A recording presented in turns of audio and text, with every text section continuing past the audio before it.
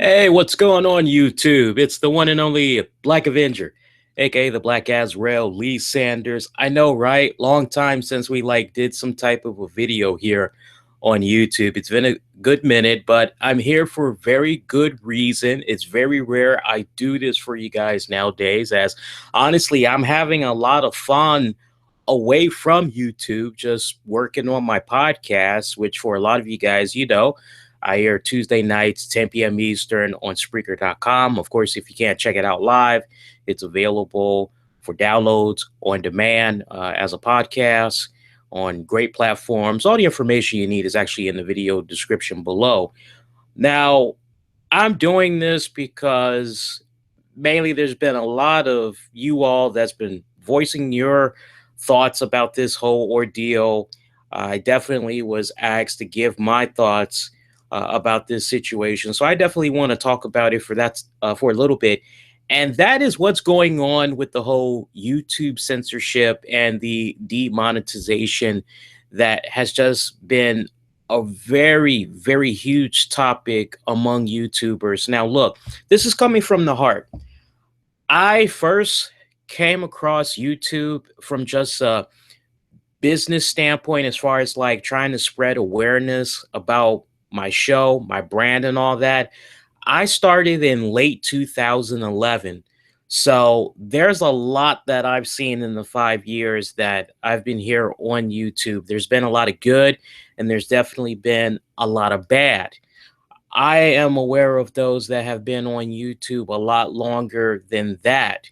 So trust me when I say that the way I'm going to be approaching this, it's totally coming from somebody that's just looking at the grand spectrum of it all. And hopefully, some of the things that I say will help you out, because I know there's a lot of you guys that are looking to YouTube as maybe an extra source of income. Some of you are maybe looking at this as an opportunity to maybe make it be your full-time job if humanly possible. Some of you are quite honestly not even looking at YouTube as a platform for money. You're just looking at it as a essential tool to be able to creatively put your work out there and not feel restricted. So lines that has had a lot of people in a frenzy. And I did take a look at these new policies. It is very, very vague, I must admit, but it kicks off as follows: content that is not considered, or correction, content that is considered not advertiser friendly includes, but is not limited to, sexually suggestive content, including partial nudity and sexual humor. Now, let's pause on that for a second. So, basically, in the past, you used to be able to get away with private area jokes, or you used to be able to get away with somewhat graphic, sexually toned type of language. If you're a podcaster, or if you happen to interview people from the adult film industry, 9 times out of 10, your interview is laced with a nice amount of tasty, colorful adult language that is probably like 18 plus. Pretty much gone are those days. Like, if you're trying to get those interviews with those adult film stars out there on YouTube, you kind of have to choose your words a little bit more carefully as far as what you're putting out there. Just overall, violence, including display of serious injury and events related to violent extremism. I mean, that's kind of like self explanatory right there, but it is a little bit vague. Like, one thing that comes into mind is, what do you say to an individual that is loading up a game footage at that, of them playing Grand Theft Auto 5, and they're going around and they're shooting the hell out of people and all that jazz? Like, is that like under the whole violence category? I'm just a little bit kind of like unsure about that one. I think we all can be in agreement that's a little bit vague. Let's go to the next one. Inappropriate language, including harassment, profanity, and vulgar language. Now, anybody that checks out my podcast on a weekly basis knows that as much as I love to have a good time, and for the most part, I provide a pretty fun, insightful, intellectual platform, I like to throw in a few curse words.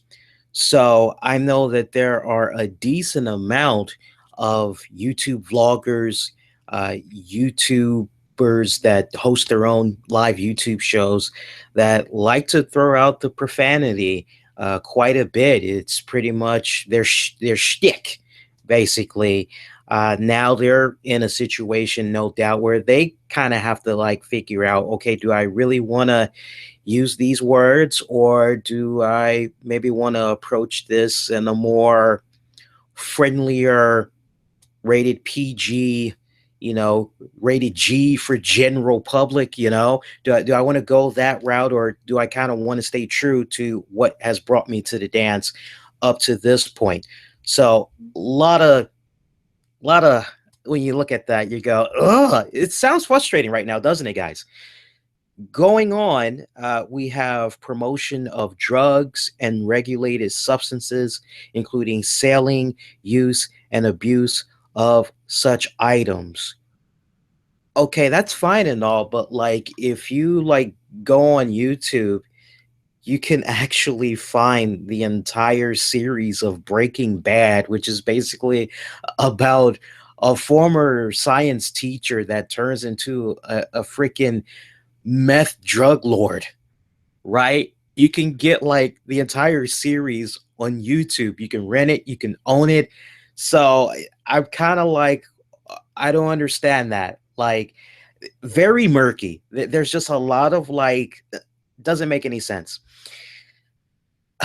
Are we frustrated yet, guys? I know I am just reading this crap. Controversial or sensitive subjects and events, including subjects related to war, political conflicts, natural disasters, and tragedies, even if graphic imagery is not used. So, home in on that. Like, I can remember and see if I really go there. I'm doing this because I don't care about monetization. So I'm not even monetizing this. This is strictly educational tips, advice video that I'm doing. But one video that kind of jumps out to me in my mind, I saw this a couple of years back. There was a guy that like kicked a puppy off the top of a mountain cliff, and this had so many people pissed off. Like, it's still on YouTube if I'm not mistaken. It has like a boatload of views and all that, and that video was actually monetized. So just home in on that last section that I read: controversial or sensitive subjects and events. So like, that's a pretty sensitive subject right there. That is probably going to work up a lot of people. So I think now there's a situation where if you try to upload stuff like that, and I actually wouldn't be that surprised if that video that I just talked about maybe eventually gets flagged and it's basically demonetized, which brings me to the next point of this whole ordeal, which is it goes on to say, including subjects related to war, political conflicts, natural disasters, and tragedies, even if graphic imagery is not shown. So, if for educational purposes only, you're trying to talk about 9/11, you want to do like your own special tribute to it and everything, and you're not using graphic imagery, you're just talking about it, you risk being in a situation where that video that you're doing to talk about 9/11 could be demonetized. So again, it puts you in a very interesting position right here. Now let's get down to the heart of the matter. Now that all that jazz is out the way and I can just really have some fun laying it down to you guys. There are going to be a lot of you guys that are going to be crying foul. That's going to be saying, YouTube, that this isn't right. What the hell are you guys doing? You all are censoring me. First of all, let's get one thing straight.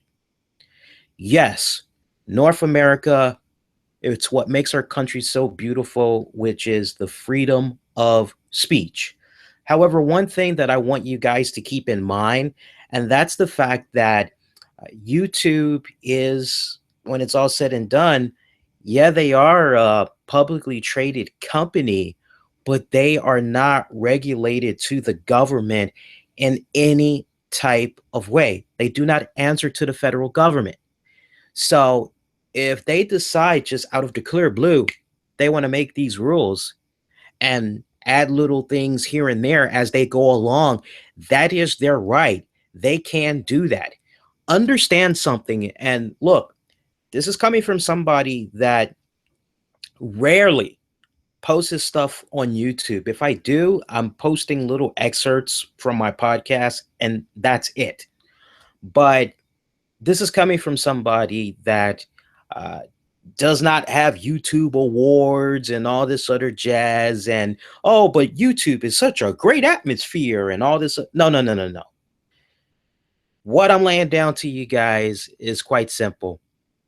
There were a lot of you guys that got into this YouTube game because the minute that you found out you could make money, you pretty much was like, okay, this is what I want to do. I remember a time, even though I came in like late 2011, and by the time I came in, initially, YouTube video monetization was not even an option. Just like, here, have some candy. It wasn't like that. You had to have a certain amount of views on your channel. You had to have a certain amount of subscribers. And then even at that, and this was a case where everybody was like, well, what's the magical number? What's the magical number? Because everybody was like, well, this person was able to get it, but their numbers like doesn't meet what YouTube is considered. Like nobody was really sure like exactly what the people had like an average, but they weren't really sure what was the magical number for subscribers and views. It was almost like a case by case basis. But I remember a time in YouTube where you had to meet certain qualifications in order to be considered a YouTube partner, in order to have the monetization status. So for a lot of you guys that's tripping over this, I mean, just really stop and ask yourself, are you tripping over this because this now puts you in a position where a lot of like to upload, they're no longer going to be demonetized? Are you tripping over the almighty dollar? Or is this a case where you really feel as though your voice is being hindered in the raw, original format in which you're trying to present your thoughts? And that's a question you have to ask yourselves. I can't answer that for you. You have to do soul searching within. But from a majority of the comments that I've seen of people talking about it thus far, a lot of them are pretty much upset over the fact that a lot of their videos is going to be demonetized and all that. And like when it's all said and done, those that were with YouTube when it first launched back in 2005, pretty much going all the way up until like about 2013, fought, scratched, clawed their way to basically be in a position where, first and foremost, they cared about the quality of the videos in which they were putting out there. It wasn't about monetizing the videos. Even though I came in late 2011, when I uploaded videos to YouTube, it was never, ever, ever about putting myself in a position where my videos on YouTube could be monetized and I could make money off of them. I uploaded videos to YouTube because I felt that I had a voice. I felt that I brought very valid points in the fun world known as sports entertainment, aka professional wrestling. And over the course of the years, that talk of wrestling branched out into other genres, which just ultimately made my show, my brand, a source for all things entertainment and beyond, because there's stuff sprinkled in between all that. But the true cause of why I started uploading to YouTube was never lost, which is, hey, I have this content that I feel is on point. I want to upload it. I want to engage in other folks in hopes that maybe I can turn these people that check out what I have to say, whether it be in the format of video or in the format of audio. I'm hoping that by these people that check out my content, that in turn, they will ultimately become a supporter. They'll become a fan. They'll become a listener. And I think that was the mindset initially for a lot of the YouTubers that were doing it right, that it wasn't about monetization. But you have a few successful YouTubers that have a boatload of viewers, and they're in a position where they get the YouTube awards, they get the accolades and all that, and they're in a position where early on they were able to become a YouTube partner and make a little bit of money and all that. And then, like, once it rolled out to everybody, that everybody could become a YouTube partner, everybody could monetize their videos. Be honest with yourself, boys and girls. There are so many people on YouTube that are not deserving of being on this platform. This is not coming from somebody that is bitter. This is not coming from somebody that is jealous in any type of fashion. This is coming from somebody that, like you all, at the end of the day, I like being entertained. I like coming on YouTube, and I like getting my rocks off, whether that's listening to an old school song, or, hey, how did that music video go for that one song I remember? Or, hey, what happened to Tim and Eric? What fun adventures are they up to? Maybe I want to look at comedy or whatever. I'm like you guys at the end of the day. I browse YouTube. I look for cool, fun, interesting stuff. And if you're like me, you've come across those that just kind of have you kick back, scratch your head, and go, how is it that YouTube gave these guys the green light to have a YouTube channel? We have people that are not even executing any of the things as far as quality, as far as the engagement with you, the people that's watching these videos. We have individuals that are like posting videos of themselves eating breakfast, and you're basically watching a video of a person eating breakfast while they're looking into the camera right back at you. And, like, I don't know, like, there's quirky, and then there's just, that's a waste of time. And to each its own, but for me, I just look at that type of stuff as a waste of time. But you have individuals that are on here that, until YouTube really tightens up on quality, on, hey, look, these guys are actually bringing something that is productive, this YouTube channel is actually bringing something that is very constructive, and it has a niche amongst the YouTube community. It's very positive, it's very constructive. Until they fine tune those things, we're going to continue to see individuals exploit that. Which brings me to the main point about videos being demonetized and all that. I mean, look, understand this. And I checked out the policies and all that. YouTube, they're basically telling you, look, if you want to talk about any of the things that I just basically went over, you can talk about those things. Just bear in mind that as far as monetization opportunities go, it may take time. It may happen like instantly, but your video, if it doesn't meet the parameters that Google is looking for, let's make sure we really home in on that. It's not necessarily YouTube that is the enemy. If we want to paint out a magical enemy, it is the advertisers that are basically coming to YouTube and saying, "Hey, look, okay, this is what we got. See what you can do for us. See what channels kind of fits that mold of what we're looking for in potential customers." That's how they operate. So, example, my channel, like I mentioned, it's about wrestling, it's about entertainment. sometimes sports. So if I have a video and I decide I want to monetize it, let's just say hypothetically speaking, I cover the WWE 2K17 roster. I have no control over what ads are playing on that video. But 9 times out of 10, because of the content, the topic that I'm covering in that video, 9 times out of 10, ads that will run against my video and which you all will see will probably have to do with the WWE. It will probably have to do with 2K17 footage or the previous game that came out.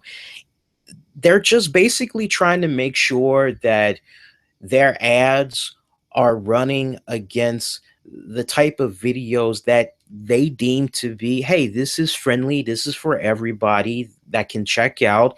We don't have to be like, my God, my ads. Just stop and think for a minute. This is where the business thinking cap comes into play.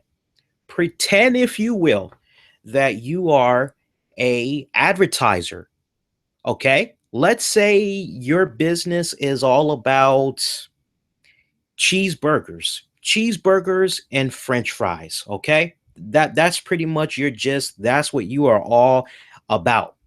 You go to YouTube and you say, look, I want to run some ads about my cheeseburger and french fry business. You think you can help me out? And YouTube goes, yeah, we can definitely help you out, no problem.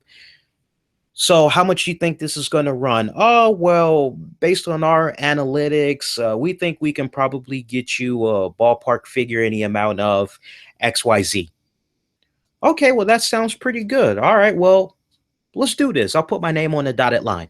So they do that, right?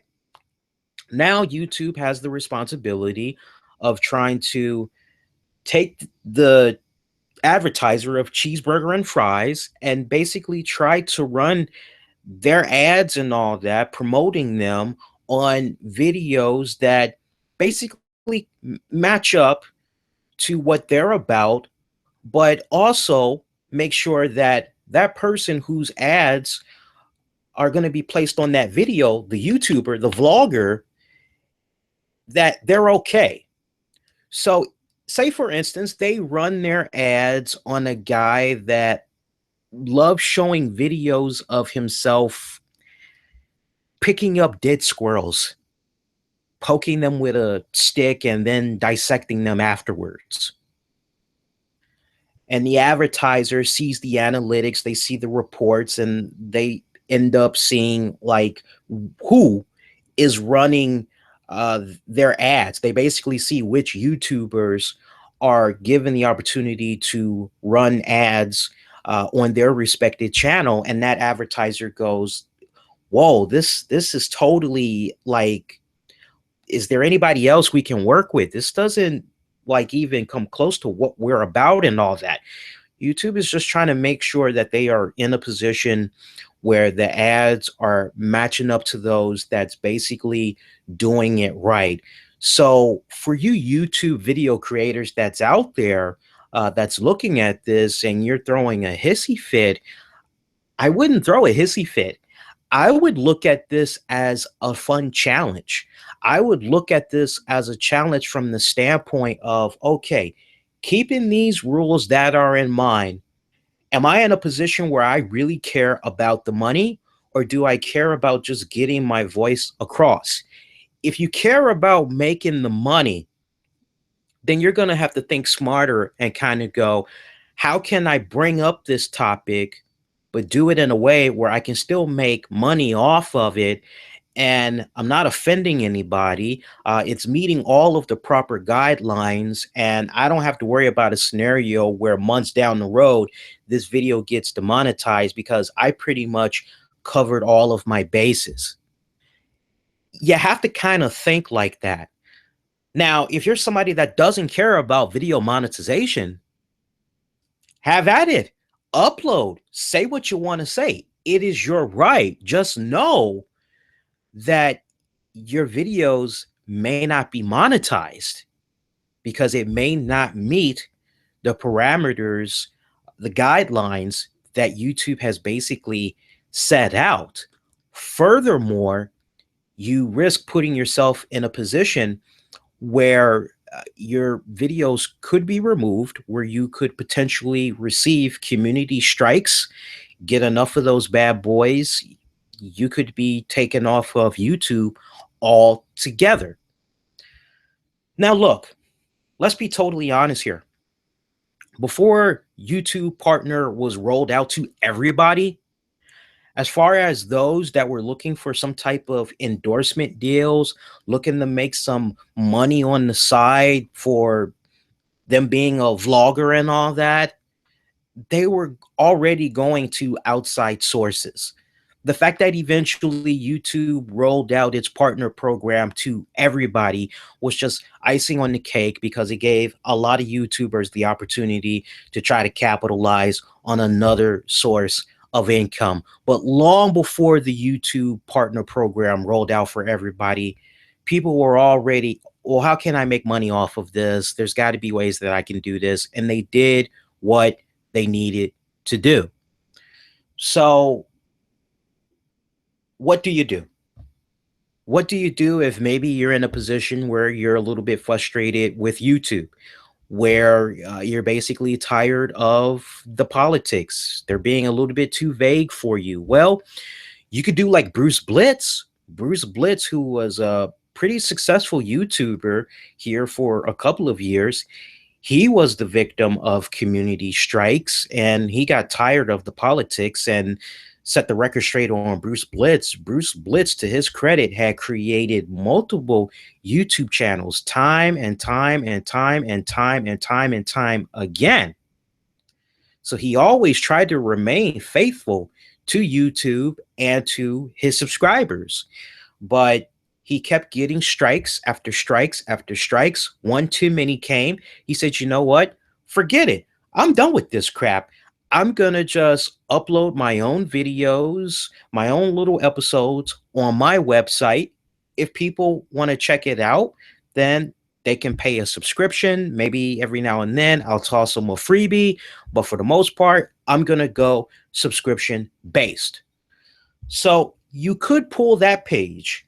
If you are a already established YouTuber, I would say like you have like at bare minimum 1,000 followers, but out of those followers, there's a lot of people that support you on Patreon and all that good stuff.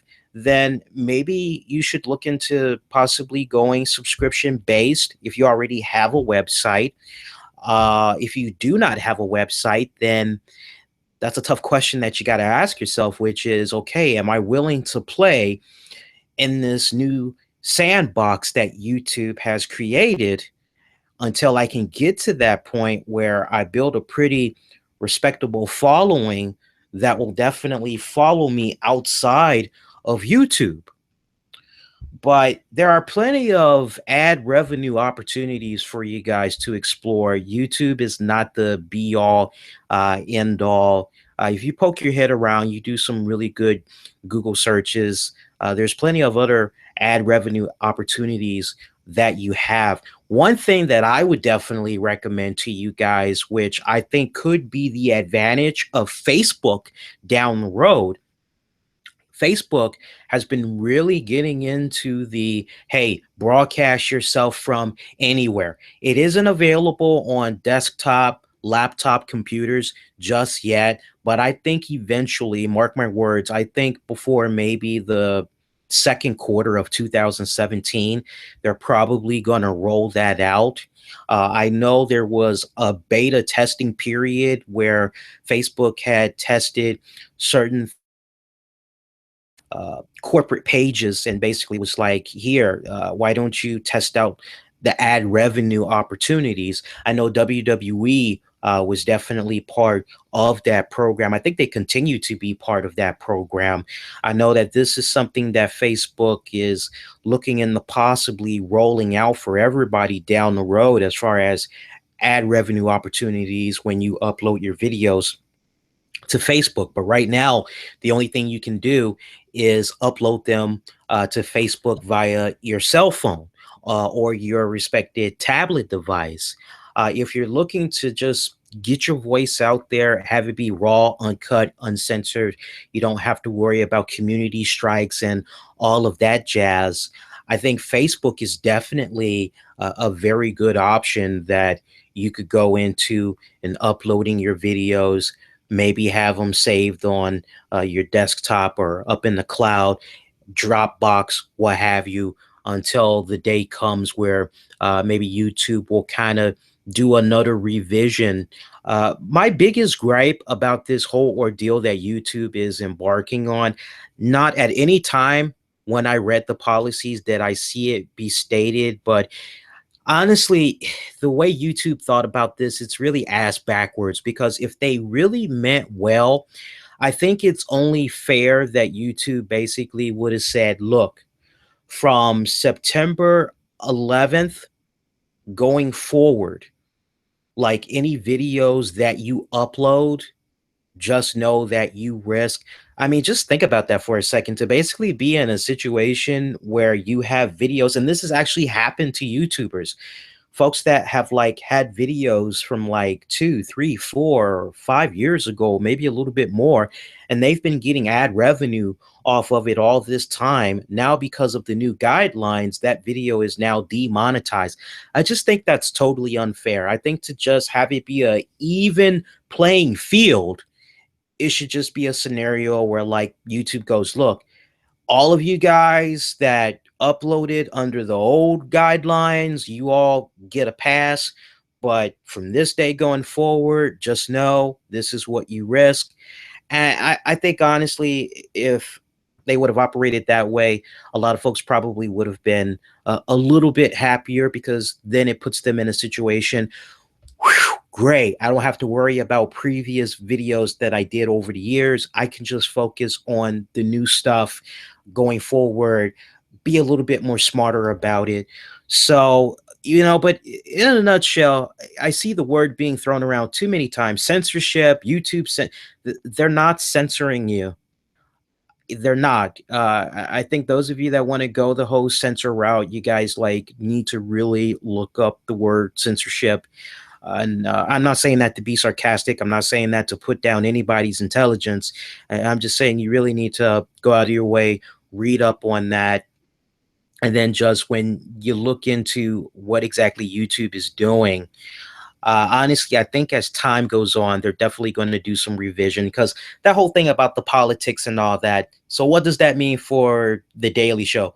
What does that mean for Real Time with Bill Maher? Like, are they exempt or are they part of the equation too? Are they eventually going to get pulled from YouTube? I highly doubt that's going to happen. I just think that this is really a situation where uh, YouTube, Google, they just have these rules that's being put out there, and it needs some serious fine tuning. And I think before 6 months is up, that fine tuning will go down. Quite honestly, with the outrage that has come about from the massive community in YouTube, I actually wouldn't be surprised if, like, before the month is up, if maybe there is some type of a statement of clarification that's given. But for now, until we get that statement, I would just say think smarter when it comes to uploading your videos. If you have a message that you feel really needs to get across to those in the YouTube community, and it is one of great positive energy, it is definitely one that you feel will influence how people think and how they feel. It'll engage them in a very positive way. Then you kind of have a little bit of a fun challenge in the way that you're going to be presenting that topic to YouTubers. Take it as a fun challenge. It's called improvising. What the hell? I was about to say, what the hell? But what the heck do you think a comedian does when things don't go right during their monologue? They improvise. Enough said. You guys are more than welcome to post your comments down below. I'd love to have a healthy discussion with you all. Some of you may not agree with what I have to say with regards to some of this that I had covered, but just as I'll do my best to respect your opinion, even if I don't agree with a lot of what you may have to say. Just respect what I'm saying as somebody that's pretty much been at this on YouTube since 2011. I've seen a lot of YouTubers come and go. I've seen a lot of changes be implemented. I remember when the Google Hangout had first started to roll out and people were just kind of taking a step back going, what is this? What is this about?